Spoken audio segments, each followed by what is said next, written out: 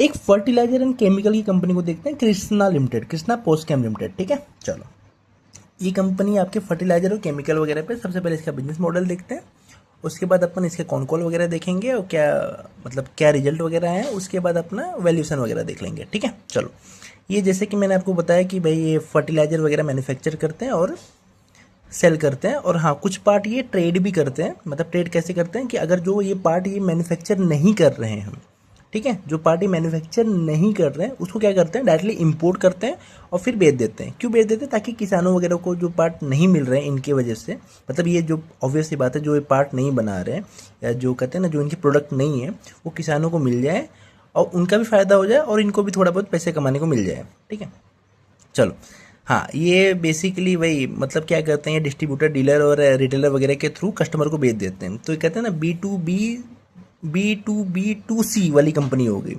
मतलब business to consumer, ऐसा है। मतलब डायरेक्ट कंज्यूमर को नहीं देती और डायरेक्ट मतलब बिजनेस को देती, बिजनेस अल्टीमेटली कंज्यूमर को दे देते, तो वही एक ही बात होगी। चलो लेकिन डिस्ट्रीब्यूटर, डीलर और रिटेलर वगैरह के थ्रू माल अपने भिजवा देती है। तो हाँ ये तो Q4 का हो गया, Q4 वगैरह में अपन ने ये करके रखा था। ठीक है, Q4 में इनका एक चीज़ था कि वो अपने जो वॉर वगैरह के चक्कर में इनके रॉ मटेरियल प्राइस वगैरह बढ़ गया था, क्योंकि ये मोस्टली इंपोर्ट वगैरह करते हैं, इनके जो भी रॉ मटेरियल वगैरह रहते हैं। तो देखो ये सब भी एक पॉइंट है। अभी मैंने एक SG फिनसर्व कवर करी, तो SG फिनसर्व में इतना कहते हैं ना मार्जिन वगैरह का सीन वगैरह नहीं था। उनका जो मार्जिन मेंटेन करते हैं, हाँ ऑब्वियस सी बात है यार, थोड़ा सा फिनांस कॉस्ट उनको ऊपर नीचे पड़ेगा। अगर जैसे उनको अगर रेट RBI का रेट ऊपर नीचे हो गया तो वैसे भी उनको 0.5% 1% ऊपर नीचे करना पड़ता है, लेकिन मोरलेस वो कंट्रोलेबल होता है। अब इसमें क्या अनकंट्रोलेबल चीज़ें होगी, लेकिन फिर भी चलो देख के समझो। हाँ पिछली बार क्या था, इनको रॉ मटेरियल वगैरह का प्रेशर आ गया था। क्यों? क्योंकि ऑब्वियसली बात है यार, वॉर वगैरह चालू हो गया था। तो इन्होंने वही मतलब पिछले कौन कॉल की बात है, ये सब पिछला कौन कॉल है। ठीक है, तो उन्होंने वही बोला था कि कुछ पार्ट हमने ऑब्जर्व कर लिया, कुछ पार्ट हमने कस्टमर को दे दिया। चलो अब आते हैं, वो तो चलो हो गया पुराना, क्योंकि कल तक जो Q4 अपन Q4 बोलते थे, अब वो भी पुराना हो गया। अब आपको तो Q1 के हिसाब से देखना है। ठीक है, क्योंकि जो जो प्रॉब्लम थी, प्रॉब्लम पिछली बार क्या थी, एक ही प्रॉब्लम थी, वही रॉ मटेरियल का कॉस्ट। क्यों कॉस्ट? क्योंकि वॉर वगैरह की वजह से बढ़ गया था। तो अभी क्या हुआ, इसी की वजह से देखोगे ना आप इनका, अगर इसी की वजह से देखोगे ना, पिछले क्वार्टर में इनका मार्जिन भी घट गया था देखो, लेकिन इनका मार्जिन वापस आ गया है, वापस मतलब तगड़ा आ गया है। तो वो कंपनी ने बताया है, कंपनी ने क्या बताया है कि भाई हाँ अभी हमारा जो रॉ मटेरियल का जो दिक्कत था वो सॉर्ट आउट हो गया है। ठीक है, तो उसका कोई भी बात नहीं, मतलब अभी सब कुछ स्टेबलाइज हो गया, हमारा EBITDA भी मतलब परफेक्ट हो गया और हम वहाँ से और भी मेंटेन ही करेंगे। चलो सबसे पहले कमेंटर देखो, कमेंट अच्छा एक एक अपन इन डेप्थ थोड़ा कवर करते हैं। देखो कि भाई क्या है कि इन्होंने we hope that we will be able to achieve our target, जो 25% का इन्होंने दिया था। 25% का कहाँ दिया था इन्होंने, पिछली बार दिया था। पिछली बार इनका जो टर्नओवर था कुछ 2400 करोड़ था, उन्होंने बोला 2400 करोड़ से हम 2900 से 3000 करोड़ तक हम पहुंच जाएंगे। तो यानी 20 से 25% का गाइडेंस दिया था। 2900 से अगर आप 2900 लोगे तो 20% हुआ, अगर 3000 लोगे तो 25% हुआ। ठीक है, तो हाँ ये बोले कि हम पहुंच जाएंगे। तो एनालिस्ट ने क्वेश्चन भी पूछा कि भाई 30-35% आप ग्रोथ अचीव कर लोगे, तो उन्होंने बोला हाँ कर लेंगे, कोई दिक्कत नहीं, कौन कॉल में। ठीक है, चलो अब बिजनेस का मैं आपको ये बताता हूँ। आपको मैं बताया ना कि कुछ पार्ट ये इंपोर्ट करके डायरेक्ट बेच देते हैं और बाकी के पार्ट ये मैन्युफैक्चर करते हैं। तो देखो तकरीबन 31% पार्ट, 31% मतलब क्या रहते हैं, अगर 100 रुपये की कंपनी रेवेन्यू कर रही है तो 70 का मैन्युफैक्चर करके सेल वाला पार्ट है और 30 का प्योर ट्रेडिंग वाला पार्ट है। और ट्रेडिंग के बिजनेस में इनका मार्जिन कम रहता है। ऑब्वियसली बात है, सबको ही पता है ट्रेडिंग का जो बिजनेस है वहाँ पे मार्जिन कम रहता है। जहाँ पे मैन्युफैक्चरिंग आता है वहाँ पे आपका मार्जिन बढ़ जाता है, लेकिन ऑब्वियसली बात है मैन्युफैक्चरिंग के लिए आपको कैपेक्स और डिप्रिसिएशन वगैरह का पार्ट आ जाता है। ठीक है, तो इन्होंने वही बोला, मैनेजमेंट ने वही बोला कि भाई क्या है कि हम किसानों के लिए क्या करते हैं कि किसानों को कहीं और भटकना ना पड़े, उनके लिए हेल्प हो जाए, इसकी वजह से हम पार्ट कर देते हैं और हमको थोड़ा बहुत मार्जिन भी मिल जाता है। अदरवाइज मोरलेस 16% हमारा बिजनेस का मार्जिन है। चलो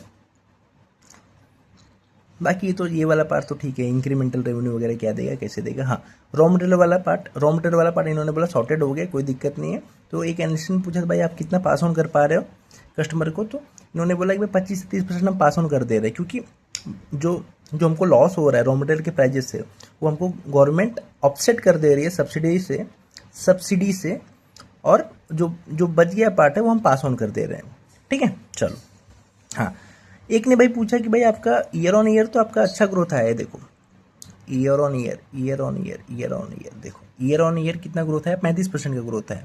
लेकिन क्वार्टर ऑन क्वार्टर देखोगे, ईयर ऑन ईयर कहाँ से देखते हैं, जून 26 को आप किससे कंपेयर कर रहे हो, वीजावी जून 25 से कंपेयर कर रहे हो, ठीक है। तो 396 से 532 आपका 35% का ग्रोथ होता है। लेकिन अगर क्वार्टर ऑन क्वार्टर कंपेयर करोगे, मार्च 26 से जून 26 के कंपेयर करोगे, तो 755 करोड़ से 532 करोड़ डिक्लाइन दिखेगा।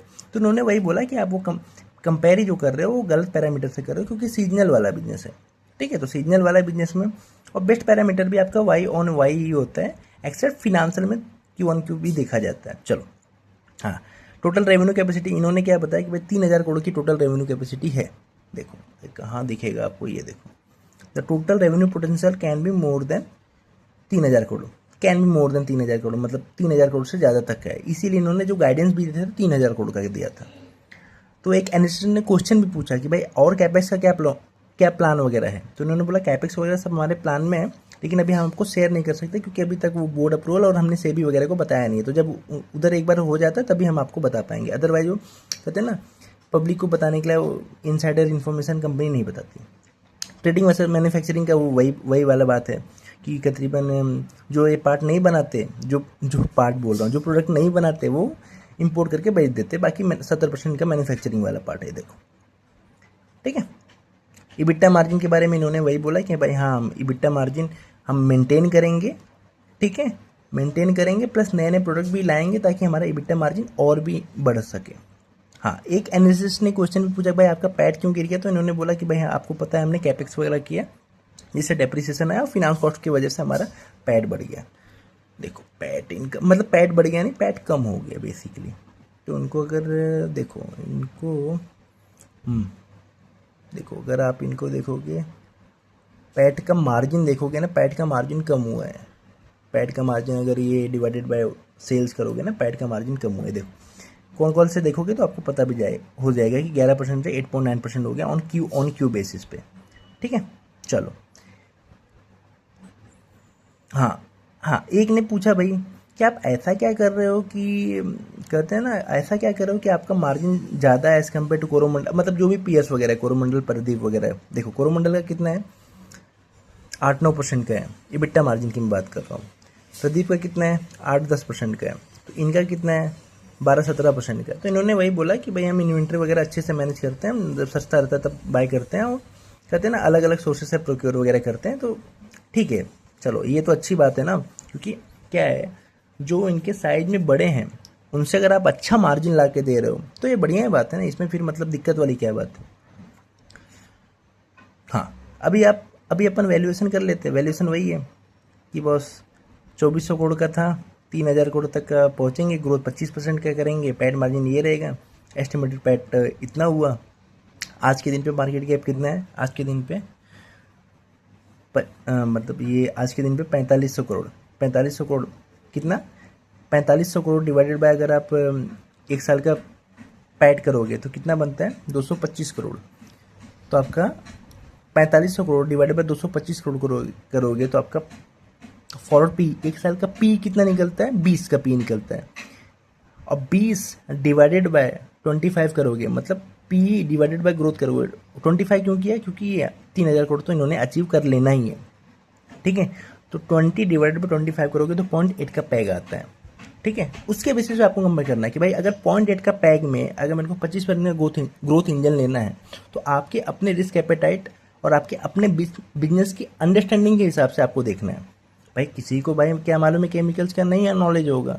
अब जैसे एग्जाम्पल पकड़ो, एक इंसान है जिसको एफएमसीजी और का नॉलेज है, एक इंसान है जिसको केमिकल का नॉलेज है, दोनों अच्छा, एक एफएमसीजी वाले को, एफएमसीजी वाला क्या करेगा, वो अपना एफएमसीजी वाला डोमेन सेलेक्ट करेगा और केमिकल वाला अपना करेगा। हालांकि दोनों कंपनी 25% में ग्रो कर रही है, मान लो एग्जाम्पल पकड़ो, लेकिन जिसको जो कंपनी समझ में आ रही है वो कंपनी करेगा। और रिस्क देखते हुए इस कंपनी में रिस्क क्या है, वही बात है, कल को इंपोर्ट का फिर वापस से कुछ हो गया तो रॉ मटेरियल होगा, वापस से कुछ ऊपर नीचे हो जाएगा, फिर रॉ मटेरियल का प्राइस ऊपर नीचे हुआ तो इनका मार्जिन घट जाएगा, इबिट्टा मार्जिन घट जाएगा, इबिट्टा मार्जिन घट जाएगा तो इनको ऑपरेटिंग लेवरेज में दिक्कत हो जाएगा, ठीक है। तो ये ही है, बाकी तो सब ठीक ही है, ठीक है। तो ये हो गया आपका इसका भी इन डेप्थ। ये सारे कौन कॉल है जो भी मतलब कहते हैं ना, ये देखो आपने कौन कॉल को 15, 17, 20 पेज की कौन कॉल को आपने इतने में ला के रख दिया, एक से दो पेज में ला के रख दिया, 2 पेज का ही है, ठीक है। तो ऐसे अगर आप कॉन कॉल धीरे धीरे धीरे धीरे पढ़ना चालू करोगे ना तो आपको भी पता चलेगा क्या क्या रिलेवेंट है क्या क्या नहीं नॉट रिलेवेंट है।